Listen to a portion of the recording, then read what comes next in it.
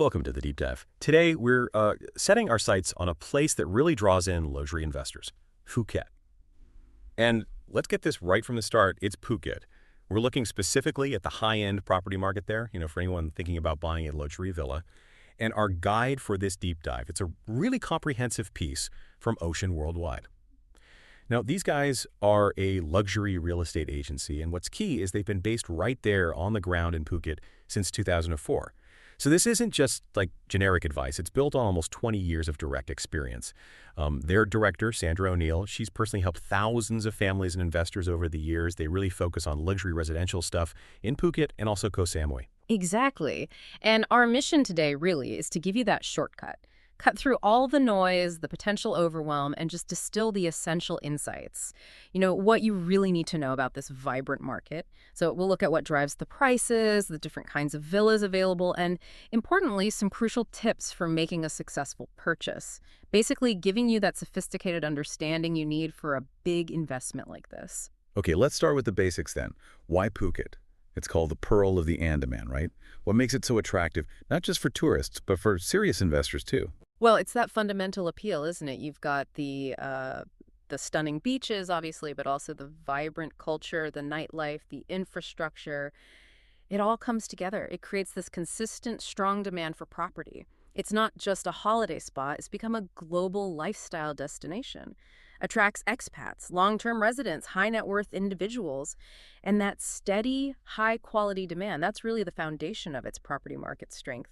Now, understanding the prices, yeah, that can seem a bit daunting, especially if you're new to buying luxury property internationally. But the underlying reasons, they become clearer when you look closer. Right, so if we want to really decode those price tags, what are the main things determining a property's value? Especially in that luxury villa segment in Phuket. It can feel a bit, well, murky from the outside sometimes. It definitely can seem that way.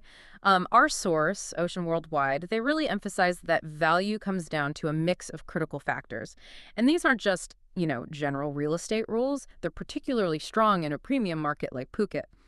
These factors influence not just the asking price, but also things like long-term appreciation potential, rental yield, the whole investment picture. Okay, let's unpack the big one first. Right. Location. We all know location, location, location. Mm. But how does that play out specifically in Phuket for luxury villas?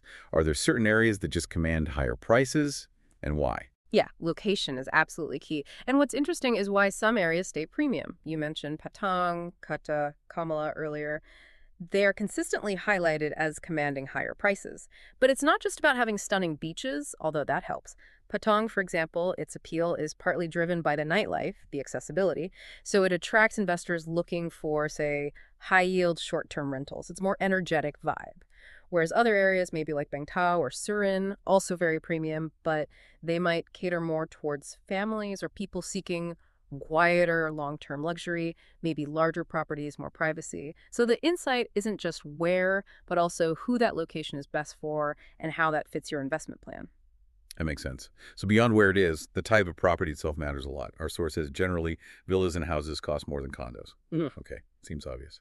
But for a luxury buyer, what else does that choice mean apart from the cost? Right, that general rule holds, but the implications are deeper. Property type really dictates things like privacy, the scale of the place, the kinds of bespoke amenities you might get. So a standalone luxury villa, it gives you maximum privacy, usually more land, you can landscape, add things, perfect if that's what you value. But then a high-end condo, it might offer fantastic managed services, shared luxury facilities like gyms or pools, and less upkeep for you. It just appeals to a different lifestyle, a different set of priorities. It's not just cost, it's the experience. And building on that, Mm-hmm. size and features. More bedrooms, a private pool, that amazing sea view intuitively, that pushes the price up. Mm-hmm. But is there a point where you get diminishing returns, especially at the very top end? Oh, definitely. Those features are critical in the luxury market. A private infinity pool, an unobstructed sea view that can seriously boost the value. Sometimes, 20-30% more than a similar place without them. But size? Yeah, there's often a sweet spot. Larger plots, more bedrooms generally mean higher prices, sure. But maybe once you get over, say, 1,000 square meters built up area, the price per square meter might not increase as sharply, unless, of course, it offers something truly exceptional, like a helipad, huge staff quarters, maybe private marina access, ultra exclusive stuff. And interestingly, we're also seeing a trend where smaller but really exquisitely designed villas in prime locations can fetch very high prices. It shows a bit of a shift towards quality of design and finish, maybe over just sheer size, especially for that lock-and-leave luxury market. Okay, last factor, market conditions. How much does the wider economy, political stability, even global events affect Phuket's luxury property market? Is it kind of insulated? It's certainly not completely immune. The source makes that clear. Supply and demand, the general economic health, political stability, they all play a part. Take the pandemic, for example. Phuket property prices did dip temporarily, mainly because tourism stopped, demand for vacation homes dropped off. That makes sense. But what's really telling, and a key insight for investors, is how quickly it bounced back compared to some other international luxury spots. That recovery was boosted by things like government incentives, the long-term resident visa program was a big one, and also that whole work from paradise trend after lockdowns ended. It really shows the market's underlying resilience, that magnetic pull Phuket has for high net worth buyers looking for a strategic safe haven maybe. Right, that resilience is interesting. Mm. So now we understand the factors. Let's get into the types of villas themselves. What kind of properties can you actually find in Phuket? What does the Ocean Worldwide Guide say defines each category? Yeah, the guide breaks them down nicely, which helps clarify things. It's pretty important to match the property type to your investment goals and the lifestyle you're after. So, top of the list, luxury villas. Ocean Worldwide specializes in this segment. When they say luxury, what does that actually mean? Beyond just costing a lot, what's the experience like? Good question. When they talk luxury villas, think properties usually over, say, 400, 500 square meters built up area, often using high-end imported materials, unique architectural designs, maybe advanced smart home tech. Price-wise, you're generally looking at upwards of maybe 1.5 million US dollars, sometimes way up into the tens of millions. What sets them apart is that exceptional craftsmanship, the prime spots in exclusive areas, and a real focus on privacy and service, often in gated communities with dedicated management. That's really where an agency like Ocean Worldwide focuses its expertise. Okay, then we have pool villas. The guy says they're really popular. That private pool aspect is obviously a huge draw. Where do they typically sit in the market? Pool villas are a very significant part of the market, yeah. Usually in that mid to high-end range. Their popularity is massive because having your own pool just feels luxurious and private, right? It makes them great for personal use, but also really high demand as rental properties. They might not always have the huge land plots or the super bespoke designs of absolute top-tier villas, but they still offer a premium experience. Modern features, good quality finishes, a really attractive option for a lot of buyers. And for view chasers, there are sea view villas. Waking up to those panoramic ocean views sounds pretty amazing. What's the deal with these in terms of value? The value of a sea view villa is all about the quality of that view. Is it genuinely panoramic? Is it unobstructed? Properties on higher ground offering those sweeping vistas, they definitely command a premium. Prices range from moderate to high end. It's about capturing that iconic Phuket scenery as part of your home. And the demand stays high because, well, those kinds of views are limited and always desirable. And right at the top, maybe, for beach lovers, beachfront villas. The guy calls it the ultimate beach life. Right on the sand, walk out to the sea. Sounds incredible. It really is the dream for many, yeah. Beachfront villas, by definition, are literally on the beach. Direct private access to the sea. Because they're so rare and the location is just unparalleled.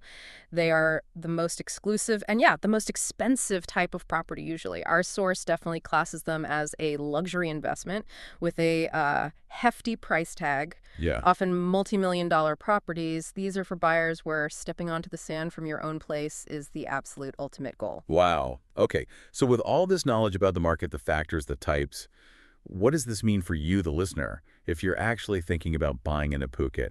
Knowing the market is one thing, but actually buying, especially internationally, that's a whole other challenge. What are the smart moves? Exactly. This is where theory meets practice. And our source, Ocean Worldwide, really stresses that making a good, informed decision comes down to a few really critical, practical steps. These aren't just nice-to-haves. They're vital for a smooth and secure investment. First step, research and talk to a good real estate agent. Doing homework is obvious, but why is a local agent, especially one with that deep history like Ocean Worldwide, So important here. Can't you just use online listings? That's a fair question. Why not just DIY it online? But the source is really clear. A reputable local agent is crucial, especially one like Ocean Worldwide, having been right there since 2004. They understand the local nuances, the micro markets, the zoning laws, what's coming up, stuff you just won't find online. They're your expert on the ground. They don't just find listings, they vet them, help with due diligence, and make sure you find the villa that perfectly matches your goals, your budget, your lifestyle. Those local connections and insights. Honestly, invaluable in this kind of market. Makes sense. Next, budget. Seems straightforward to know how much you can spend, but are there hidden costs or common mistakes luxury buyers might miss when figuring out their budget? Oh, absolutely. It's definitely more than just the sticker price. The source really emphasizes factoring in all the additional costs. So that means property taxes, maintenance fees, and for big luxury places, those can be significant. But also legal fees, transfer fees, maybe ongoing management costs if you plan to rent it out. If you don't account for all that up front, you can get nasty surprises later, and it messes up your whole ROI calculation. You need a budget that covers the total cost of ownership, really. Right. And then visiting the property in person. Seems obvious, but the guide warns photos and descriptions can be deceiving. How true is that, really? Even for high-end places. It's almost always true. Look, professional photos and slick descriptions are designed to look amazing. They rarely show the full picture. Visiting in person is non-negotiable. It's the only way you can really judge the condition, the quality of the build, the actual feel of the place, the light, the wind, and crucially, the neighborhood. What's immediately around it. You need to walk through it, feel the atmosphere, see if it genuinely matches what you expected and what you want from your lifestyle and investment. Okay, final tip. Understand the legal process. Buying property anywhere involves legal stuff, but internationally, and specifically Thailand. What do foreign buyers absolutely need to know? This is probably the most critical part for getting peace of mind, honestly, especially for such a big international purchase. The source strongly advises getting a lawyer who specializes in Thai real estate. It's not just a suggestion, it's essential. Because foreign ownership of land in Thailand is complex. Typically, foreigners can't own land freehold. So you're usually looking at long-term leasehold structures, often these 30-year leases that can be renewed twice, so 30 plus 30 plus 30, or sometimes owning the property through a Thai company structure. Understanding how these work, compared to maybe direct freehold ownership you're used to back home, is vital for securing your investment properly. That specialized lawyer, they guide you through all those complexities, make sure everything's done correctly. They're your safeguard, really, ensuring it's a smooth and secure deal. We've definitely taken a deep dive into Phuket's luxury property scene today. We've looked at the factors driving value, the different villa types, and crucially, those essential tips for anyone thinking of buying. It really paints a picture of why this paradise is such a focus for investors.